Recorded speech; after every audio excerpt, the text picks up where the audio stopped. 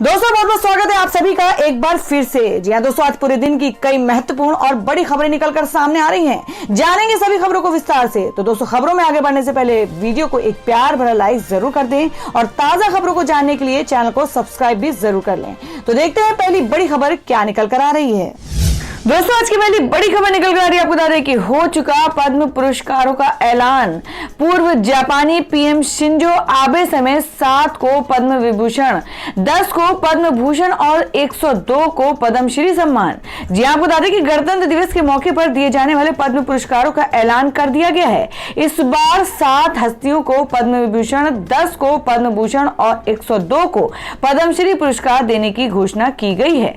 16 हस्तियों को पद्म पुरस्कार मरणोपरांत प्रदान करने का ऐलान किया गया है। देश का दूसरा सर्वोच्च नागरिक पुरस्कार पद्म विभूषण पाने वालों में जापान के सबसे लंबे समय तक प्रधानमंत्री रहे शिंजो एबे और पार्श्व गायक एसपी बाला सुब्रमण्यम मरणोपरांत का भी नाम है। वहीं असम के पूर्व मुख्यमंत्री तरुण गोगोई मरणोपरांत, पूर्व केंद्रीय मंत्री रामविलास पासवान मरणोपरांत और पूर्व लोकसभा स्पीकर सुमित्रा महाजन को पद्म भूषण से नवाजा जाएगा।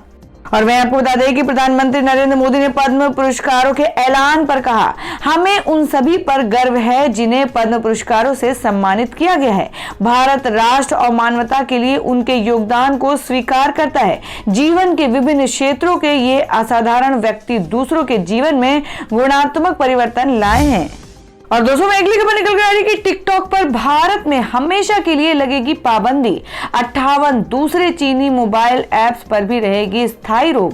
जी हां, आपको बता दें कि सूचना व प्रौद्योगिकी मंत्रालय ने टिकटॉक समेत चीन के 59 मोबाइल ऐप्स पर भारत में स्थायी प्रतिबंध लगाने का नोटिस जारी किया है। मामले से जुड़े एक अधिकारी ने बताया कि केंद्र सरकार चीनी ऐप्स कंपनियों की ओर से दिए गए स्पष्टीकरण से संतुष्ट नहीं है, इसलिए इन 59 ऐप्स को भारत में हमेशा के लिए बंद करने का फैसला लिया जा रहा है। चीनी ऐप्स पर स्थायी पाबंदी के मामले से जुड़े अधिकारियों ने बताया कि नोटिस पिछले सप्ताह जारी कर दिया गया था। केंद्रीय सूचना व प्रौद्योगिकी मंत्रालय ने जून 2020 में ही इन 59 ऐप्स पर पाबंदी लगा दी थी। इनमें अलीबाबा का यूजी ब्राउजर और टेंसेंट का वीचेस ऐप भी शामिल था। केंद्र सरकार ने देश की संप्रभुता और अखंडता के साथ सुरक्षा को खतरा बताते हुए इन ऐप्स पर पाबंदी लगाई थी। इसके बाद केंद्र सरकार ने स्थायी पाबंदी लगाने से पहले इन कंपनियों को अपना पक्ष रखने का एक मौका दिया था। और दोस्तों, में अगली खबर निकल कर आ रही है। आपको बता दें कि यस बैंक के फाउंडर की मुश्किलें नहीं हो रही हैं कम। कोर्ट ने खारिज की जमानत याचिका। अभी जेल से नहीं छूटेंगे राणा कपूर। जी हां, बात कर रहे हैं कि डूबने की कगार से दिसंबर 2020 तिमाही के दौरान मुनाफे में लौटे निजी क्षेत्र के यस बैंक के संस्थापक राणा कपूर की मुसीबतें बढ़ती ही जा रही हैं। अब बॉम्बे हाई कोर्ट ने मनी लॉन्ड्रिंग मामले में उनकी जमानत याचिका खारिज कर दी है। फिलहाल राणा कपूर मुंबई के तलोजा जेल में बंद है। मनी लॉन्ड्रिंग के मामले की जांच कर रहे प्रवर्तन निदेशालय ने राणा कपूर मार्च 2020 में गिरफ्तार किया था। केंद्रीय जांच ब्यूरो यानी सीबीआई भी कॉर्पोरेट गवर्नेंस में गड़बड़ी के आरोपों में कपूर के खिलाफ जांच कर रहा है। और दोस्तों, अगली खबर बता दें कि क्या नेपाल फिर बन सकता है हिंदू राष्ट्र। कम्युनिस्ट पीएम ओली ने पहली बार की पशुपतिनाथ मंदिर में पूजा। जी हां, आपको बता दें कि नेपाल के कार्यकारी प्रधानमंत्री केपी शर्मा ओली ने सोमवार को सुबह सुबह काठमांडू के प्रसिद्ध भगवान पशुपतिनाथ मंदिर में पहुंचकर सबको चौंका दिया। नेपाल के पीएम के तौर पर यह उनका दूसरा कार्यकाल है और वह इससे पहले 3 साल में कभी भी पशुपतिनाथ मंदिर में पूजा अर्चना करने के लिए नहीं आए थे।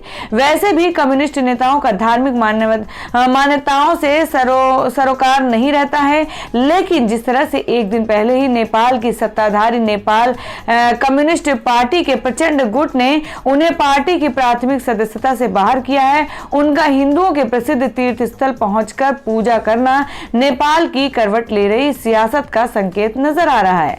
आपको बता दें कि कम्युनिस्ट पीएम ओली ने की पशुपतिनाथ मंदिर में पूजा। नेपाल के कार्यकारी प्रधानमंत्री केपी शर्मा ओली अपनी पत्नी राधिका शाक्य के साथ स्थानीय समय के मुताबिक सोमवार सुबह करीब 8 बजे भगवान पशुपतिनाथ मंदिर में पूजा अर्चना के लिए पहुंच गए थे।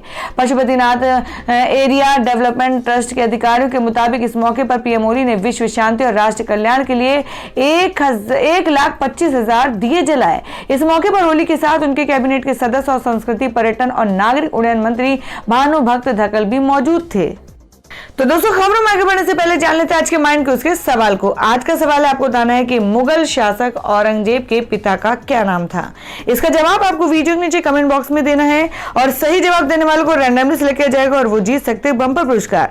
तो बढ़ते हैं अगली खबर की ओर। और दोस्तों, अगली खबर निकल कर आ रही है, आपको बता दें कि असदुद्दीन ओवैसी की पार्टी AIMIM गुजरात की सियासत में आई। BTP संघ निकाय चुनाव लड़ेगी।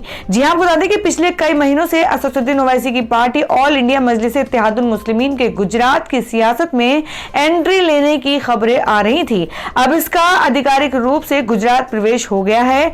दरअसल ये पार्टी छोटू वसावा की भारतीय ट्राइबल पार्टी यानी BTP के साथ गठबंधन कर चुनाव लड़ेगी। सूबे में स्थानीय निकाय चुनाव की तारीख घोषित हो चुकी है और अगले माह इसके वोट पड़ेंगे। ऑल इंडिया मजलिस इत्तेहादुल मुस्लिमीन के गुजरात पहुंचने के बारे में जानकारी देते हुए AIMIM गुजरात के प्रदेश अध्यक्ष साबिर काबलीवाला और महासचिव हमीद भट्टी ने पत्रकारों से कहा, हम यहां सत्तारूढ़ भाजपा को अपना मुख्य प्रतिद्वंदी मानते हैं। हम BTP के साथ स्वराज के चुनाव लड़ेंगे। हम अकेले नहीं हैं बल्कि कई स्थानीय नेता और कई अन्य दल पार्टी के साथ संपर्क में हैं। हमीद भट्टी बोले, गुजरात के लोग कई सालों से ओवैसी से मिलने हैदराबाद जाते थे और कहते थे कि आप गुजरात के लोगों की आवाज बने। इसलिए लोगों की इच्छा को ध्यान में रखते हुए ओवैसी साहब ने निर्णय लिया कि अब की गुजरात में प्रवेश करेंगे।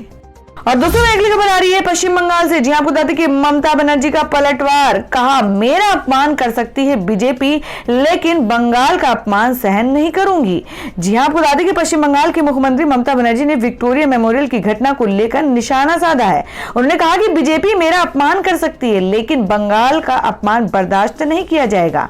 ममता बनर्जी ने BJP को फर्जी पार्टी कहते हुए बंगाल के लोगों से कहा कि वे BJP से पैसे ले ले मगर चुनाव के दौरान मतदान केंद्र पर जाकर तृणमूल कांग्रेस को ही वोट करे। उन्होंने कहा कि BJP तुम्हें पैसे का लालच दे सकती है। अगर वे ऐसा करते हैं तो आप पैसे ले लीजिएगा लेकिन वोट हमें ही दीजिएगा।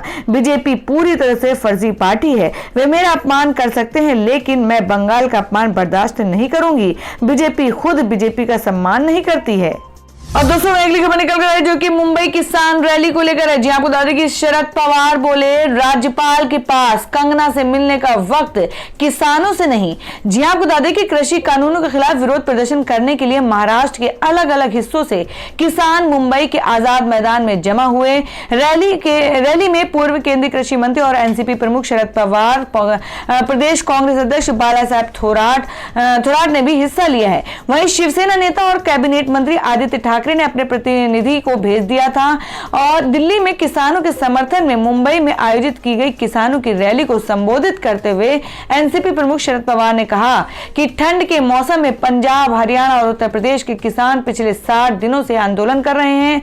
पंजाब, हरियाणा और अन्य जगहों से किसान जो दिल्ली में आंदोलन कर रहे हैं उन्हें मेरा सहयोग रहेगा। जिनके हाथों में सत्ता है उन्हें इन किसानों की चिंता नहीं है। देश के प्रधानमंत्री नरेंद्र मोदी ने क्या उनका हाल लिया? केंद्र की सरकार सिर्फ नौटंकी देख रही है। क्या पंजाब पाकिस्तान है? उस पर निर्णय अब तक क्यों नहीं? शरद पवार ने कहा कि राज्यपाल के पास कंगना रनौत से मिलने का वक्त है लेकिन आंदोलन कर रहे किसानों से मिलने का वक्त नहीं है। महाराष्ट्र में कभी ऐसा राज्यपाल नहीं आया जिसके पास किसानों से मिलने का वक्त नहीं है। केंद्र ने बिना किसी चर्चा के कृषि कानूनों को वापस कर दिया जो संविधान के साथ मजाक है। अगर सिर्फ बहुमत के आधार पर कानून पास करेंगे तो किसान आपको खत्म कर देंगे। ये सिर्फ शुरुआत है। शरद पवार ने यह भी कहा कि चर्चा किए बिना कानून लाना, एक दिन में एक अधिवेशन में लाया गया कानून लागू हो रहा है। कृषि बिल को लेकर हमारे काल में जो चर्चा हुई वो पूरी नहीं हुई थी। उन्होंने कहा, गुलाम नबी आजाद सहित कई लोगों ने कहा था कि इस कानून पर हमें विस्तार से चर्चा करनी है लेकिन सरकार ने कहा था कि आज के आज ये लागू होगा। किसानों का एक प्रतिनिधि मंडल 25 जनवरी को राजभवन जाकर राज्यपाल भगत सिंह कोश्यारी को ज्ञापन सौंपेंगे और साथ ही गणतंत्र दिवस के मौके पर आजाद मैदान में झंडा फहराएंगे। पुलिस अधिकारी ने बताया था कि किसान रैली के मद्देनजर पुलिस ने दक्षिण मुंबई स्थित आजाद मैदान और उसके आसपास के इलाकों की सुरक्षा की विशेष तैयारी की है और राज्य रिजर्व पुलिस बल SRPF के जवानों की तैनाती की गई। इसके साथ ही ड्रोन का इस्तेमाल किया जाएगा। तो दोस्तों, खबरों में आगे बढ़ने से पहले एक बार फिर से आपको याद दिला दें कि अगर आपने अभी तक हमारी वीडियो को लाइक नहीं किया तो जल्दी से वीडियो को लाइक कर दें, क्योंकि आपका एक लाइक हमारे लिए बहुत ही महत्वपूर्ण होता है। और अगर आप हमारे चैनल पर नए हैं तो चैनल को जरूर सब्सक्राइब कर लें और बेल के बटन को भी जरूर हिट कर दें। और हमारी पूरी न्यूज को जानने के लिए वीडियो को लास्ट तक जरूर देखें। बढ़ते अगली खबर की ओर। और दोस्तों, मैं अगली खबर निकल कर आ रही है। आपको बता दें कि टीआरपी घोटाले के बदले अर्नब गोस्वामी ने पार्थो को कराई 40 लाख की मौज। चार्जशीट के हवाले से अखबार का दावा। जी हां, आपको बता दें कि टीआरपी स्कैम की जांच जैसे जैसे आगे बढ़ रही है वैसे वैसे इसमें नए खुलासे होते जा रहे हैं। अब broadcast audience research counselling BARC India के पूर्व सीईओ पार्थो दास गुप्ता ने मुंबई पुलिस को दिए एक लिखित बयान में दावा किया कि 2 छुट्टियों के खर्च के बदले में अर्नब ने उन्हें 12,000 अमेरिकी डॉलर दिए थे। साथ ही 3 साल में कुल 40 लाख रुपए का भुगतान किया।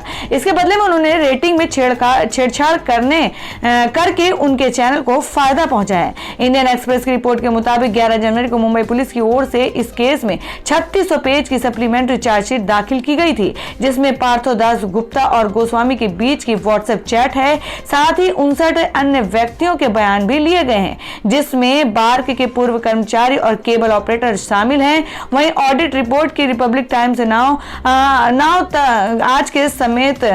तक के समेत कई चैनलों के नाम है। ये सप्लीमेंट्री चार्जशीट पार्थो बार्क के पूर्व Romil Ramgarhia, Republic TV network के सीईओ विकास खान चंदानी के खिलाफ दायर की गई थी। इससे पहले नवंबर 2020 में जो चार्जशीट दाखिल हुई थी उसमें 12 लोगों के नाम शामिल थे। और दोस्तों, मैं अगली बड़ी खबर निकल कर आ रही है। आपको बता दें कि टीसीएस ने रचा इतिहास। एक्सेंचर को पीछे छोड़ बनी दुनिया की सबसे बड़ी आईटी कंपनी। जी हम बात कर रहे हैं टाटा ग्रुप की flagship firm Tata consultancy services TCS दुनिया की सबसे ज्यादा वैल्यू वाली सॉफ्टवेयर कंपनी बन गई है। टीसीएस ने सोमवार को एक्सेंचर को पीछे छोड़ते हुए ये मुकाम हासिल किया है। टीसीएस का मार्केट कैप 169.9 अरब डॉलर, करीब 12 करोड़ 43 लाख 540.29 करोड़ रुपए को पार कर गया है। पिछले साल अक्टूबर में भी एक ऐसा मौका रहा जब भारत की इस दिग्गज आईटी कंपनी ने एक्सचेंजर को सबसे ज्यादा मार्केट कैप वाली सॉफ्टवेयर कंपनी के मामले में पीछे छोड़ा था। रिलायंस इंडस्ट्रीज के बाद भारत में 12 लाख करोड़ से ज्यादा का मार्केट कैप का प्रतिमान बनाने वाली कंपनी का रिकॉर्ड भी टीसीएस के नाम है। साल 2018 में आईबीएम इस मार्केट में शीर्ष कंपनी थी। उस दौरान आईबीएम का कुल रेवेन्यू टीसीएस की तुलना में करीब 300% ज्यादा था। इसके बाद दूसरे स्थान पर एक्सेंचर का नाम था। हालांकि पिछले साल ही अप्रैल में टीसीएस का मार्केट 100 अरब डॉलर के पार पहुंचा था। और दोस्तों, अगली खबर में बता दें क्या है देश भर में सोने और चांदी का ताजा भाव। जी आपको बता दें कि हफ्ते के पहले दिन ही धड़ाम हो गया सोना, चांदी चमकी, जाने कितना सस्ता हुआ गोल्ड। जी आपको बता दें कि सोने चांदी की कीमत में उठापटक का दौर जारी है। सोने की कीमत में एक बार फिर से नरमी देखने को मिली है। हफ्ते के पहले कारोबारी दिन ही सोना लुढ़क गया। हालांकि चांदी की कीमत में चमक आई और चांदी का भाव तेजी की ओर बढ़ गया। देश भर के सराफा बाजारों में सोमवार को 24 कैरेट शुद्धता वाले सोने का हाजिर भाव 24 कैरेट गोल्ड रेट में गिरावट आई और ये गिरावट 49,186 रुपए प्रति 10 ग्राम पर पहुंच गया। जबकि शुक्रवार को सोने का भाव 49,420 रुपए ट्रेंड कर रहा था। आपको बता दें कि सोने की कीमत में सोमवार को बड़ी गिरावट देखने को मिली। सोने के वायदा भाव में 182 रुपए तक की गिरावट आई है। सोने के फ्यूचर रेट में बड़ी नरमी देखने को मिली और एमसीएक्स पर 5 फरवरी डिलीवरी वाले सोने की कीमत में 0.37% की गिरावट आई और सोना मिलकर 48,958 रुपए प्रति 10 ग्राम पर ट्रेंड कर रहा है। वहीं अप्रैल डिलीवरी वाले सोने की वायदे कीमत में 0.36% की गिरावट आई। और अब अगली खबर में जान लेते हैं क्या है देश भर में मौसम के ताजा हालात। आपको बता दें कि शीतलहर की चपेट में उत्तर भारत, अगले 3-4 दिनों तक राहत नहीं। मौसम विभाग ने जारी की है चेतावनी। आपको बता दें कि उत्तर भारत के लोगों पर ठंड का कहर बनकर बरस रही है। मौसम विभाग ने अगले कुछ दिन में उत्तर और मध्य भारत में कड़ाके की ठंड का एक नया दौर शुरू होने का अनुमान जताया है। मौसम विभाग के अधिकारी ने कहा है कि शुक्रवार तक तापमान में 4 डिग्री सेल्सियस गिरावट का अनुमान है। पश्चिमी विक्षोभ के जम्मू कश्मीर से उत्तर पूर्व की ओर बढ़ने से 25 जनवरी से शुष्क उत्तर पश्चिमी हवाएं जोर पकड़ने लगेंगी। अगले 3-4 दिन तक उत्तर भारत के मैदानी इलाकों और इससे लगे मध्य तथा पश्चिमी भारत के हिस्सों में इनका प्रभाव बना रहेगा। तो दोस्तों ये थी अब तक की सभी बड़ी खबरों की अपडेट्स। टुडे ब्रेकिंग न्यूज और लेटेस्ट खबरों को देखने के लिए हमारे चैनल को सब्सक्राइब जरूर कर लें, वीडियो को लाइक और शेयर भी जरूर कर दें अपने दोस्तों और रिलेटिव्स के साथ। तो दोस्तों फिर मिलेंगे काम की खबरों और सरकारी योजनाओं की एक और नई वीडियो के साथ। तब तक के लिए धन्यवाद दोस्तों।